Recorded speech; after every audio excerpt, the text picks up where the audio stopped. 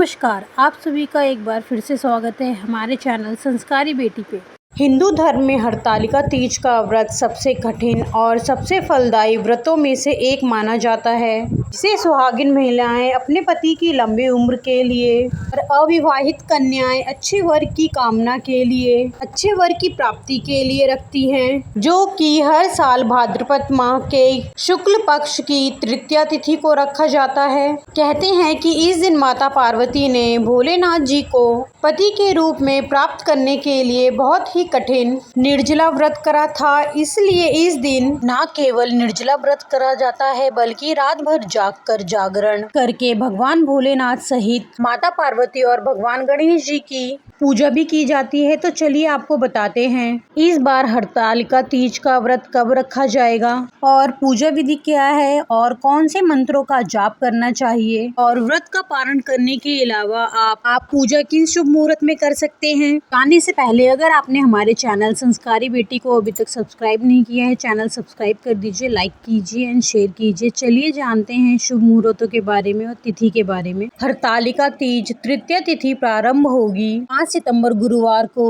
दोपहर 12:22 से और समाप्त होगी 6 सितंबर शुक्रवार को दोपहर 3:01 पर। इसलिए इस बार उदय तिथि के अनुसार 6 सितंबर शुक्रवार के दिन ही तालिका तीज का व्रत रखा जाएगा। व्रती कन्याओं को या महिलाओं को एक दिन पहले सात्विक भोजन ग्रहण करना चाहिए। शुक्रवार के दिन आप सर धोकर स्नान कर सकते हैं। शुक्रवार के दिन सूर्योदय होगा सुबह 6:14 पर, सूर्यास्त होगा शाम 6:35 पर और ब्रह्म मुहूर्त रहेगा सुबह 4:38 से 5:26 तक रहेगा। ब्रह्म मुहूर्त का समय सुबह पूजा करने के लिए सबसे ही उत्तम और शुभ फलदायी माना जाता है। शुक्ल योग रात 10:14 तक रहेगा और बाद में ब्रह्म योग प्रारंभ हो जाएगा। अभिजीत मुहूर्त दोपहर 12 बजे से 12:49 तक रहेगा। आप अभिजीत मुहूर्त में दोपहर की पूजा कर सकते हैं। भगवान शिव, माता पार्वती और गणेश जी की आप मूर्तियां बना सकते हैं। राहु काल सुबह 10:30 बजे से 12 बजे तक रहेगा। यह मुहूर्त बुरा माना जाता है। इस मुहूर्त में कोई शुभ काम नहीं किया जाता। हरतालिका तीज में सुबह और शाम विधि विधान से पूजा की जाती है।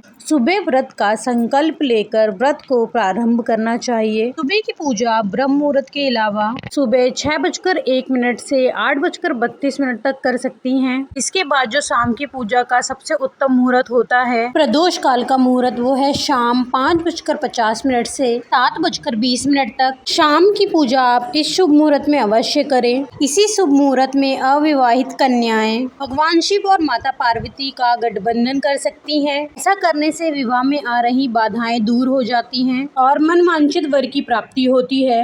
हरतालिका तीज के व्रत का पारणा अगले दिन किया जाता है 7 सितंबर शनिवार को सुबह सूर्योदय होने के बाद, यानी 6:14 से 7:15 तक के बीच में आपको व्रत खोलना चाहिए। व्रत खोलते समय पानी, दूध या फलों का जूस आपको ग्रहण करना चाहिए। इसके थोड़ी देर बाद ही आपको सात्विक भोजन ग्रहण करना चाहिए, क्योंकि इस व्रत में मिट्टी से भगवान शिव, भगवान गणेश और माता पार्वती की मूर्ति बनाई जाती है और शिवलिंग बनाए जाते हैं और उन्हीं की पूजा का महत्व होता है। और पूजा करने के बाद अगले दिन पारणा करने से पहले विसर्जन किया जाता है। तो आप हरतालिका तीज के दिन किसी नदी, तालाब के पास की शुद्ध मिट्टी से शिवलिंग बना सकते हैं। साथ ही माता गौरी की प्रतिमा भी स्थापित करें। यदि आपके लिए भगवान शिव और माता पार्वती की मूर्ति बनाना संभव ना हो तो आप केवल मिट्टी से शिवलिंग बनाकर पूजा कर सकती हैं। पूजा करने के लिए आपको चंदन, जनेऊ, फुलेरा,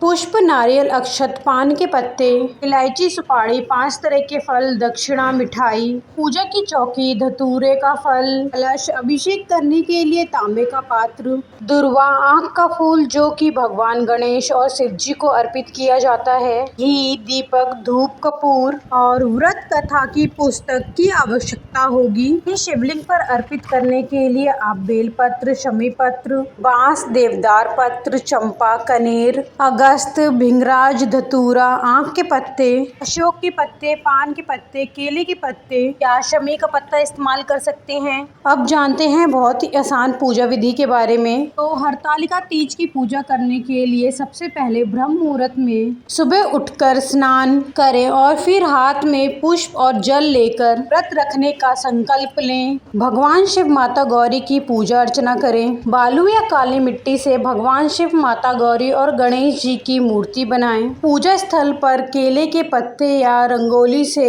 सुंदर सा मंडप बनाएं। फुलेरा लगाएं। गंगा अमृत, पंचामृत से गौरी शंकर जी का अभिषेक करें। भगवान गणेश जी को दूर्वा और जनेऊ चढ़ाएं। भगवान शिव को चंदन, मौली, अक्षत, धतूरा, आँख के फूल, भस्म, अबीर, गुलाल और 16 प्रकार की पत्तियां, चाहे वो बेलपत्र हो या शमी की पत्तियां, वो आप अर्पित करें। माता पार्वती को सुहाग की सामग्री अर्पित करें। धूप दीप जलाकर तीज की व्रत कथा सुने, क्योंकि तीज की व्रत कथा सुने बिना यह व्रत अधूरा रहता है। और फिर भगवान को सबसे अंत में आरती करने के बाद मौसमी फलों का या फलों के जूस का भोग लगाएं। दिन भर व्रत रखें। शाम के समय एक बार फिर से इसी तरह विधि विधान से कथा पढ़ने और सुनने के साथ ही भगवान का पूजन करें। अगर संभव हो तो रात्रि जागरण करें, नहीं तो जितनी देर तक संभव हो उतनी देर तक जाग कर आप पूजा अर्चना करें। मानसिक रूप से मंत्रों का जाप करें। आप मन ही मन मंत्रों का जाप भी कर सकते हैं। अगले दिन सुबह ब्रह्म मुहूर्त में स्नान करें और फिर से भगवान शंकर और माता पार्वती की पूजा करें। माता पार्वती को आप सिंदूर चढ़ाएं और वही सिंदूर अपनी मांग में भी लगाएं। सुहागन महिलाओं को माता पार्वती से सुहाग जरूर लेना चाहिए। इसके बाद मिट्टी का शिवलिंग या मिट्टी की प्रतिमा, उनका विसर्जन जरूर करें। पूजा में चढ़ाए गए जो पुष्प हैं, अक्षत हैं, उनका भी विसर्जन करें और सुहाग की सामग्री किसी ब्राह्मणी को दान देने के बाद व्रत का पालना करना चाहिए। हरतालिका तीज में पूजा का मंत्र है। भगवान गणेश जी की पूजा करते समय ओम गण गणपते नमः या फिर वक्रकुंड महाकाय सूर्यकोटि समप्रभा निर्विघ्नं कुरु मे देव सर्वकालेषु सर्वदा, इस मंत्र का जाप करें। अगर मंत्रों का जाप 108 बार किया जाए तो वो बहुत ही शुभ माना जाता है। हो सके तो मंत्रों का जाप 108 बार जरूर करें। भगवान शिव का मंत्र है ओम नमः शिवाय, ओम महेश्वराय नमः, ओम पशुपते नमः। माता पार्वती का मंत्र है ओम पार्वते नमः, ओम उमाय नमः या फिर या देवी सर्वभूतेषु माँ गौरी रूपेण संस्थिता नमस्तस्यै नमस्तस्यै नमस्तस्यै नमो नमः। इन मंत्रों का जाप करना चाहिए। माता पार्वती की मांग में सिंदूर लगाते समय इस मंत्र का जाप करना चाहिए। सिंदूरम सौभ्यम रत्नम सौभाग्यम सुखवर्धनम सुखदम कामनम चैव सिंदूरम प्रतिगृहता। इस तरह से आप हरतालिका तीज के व्रत को सफल बना सकते हैं। और इस दिन ज्यादा से ज्यादा भगवान की भक्ति में मन लगाएं और मन को शांत रखें। ओम नमः शिवाय। आपको ये जानकारी कैसी लगी कृपा करके कमेंट में ज़रूर बताएं और हमारे चैनल संस्कारी बेटी को लाइक एंड सब्सक्राइब करें। हमें अपना साथ दें। साथ देने के लिए दिल से शुक्रिया और वीडियो आखिरी तक देखने के लिए धन्यवाद। हर हर महादेव।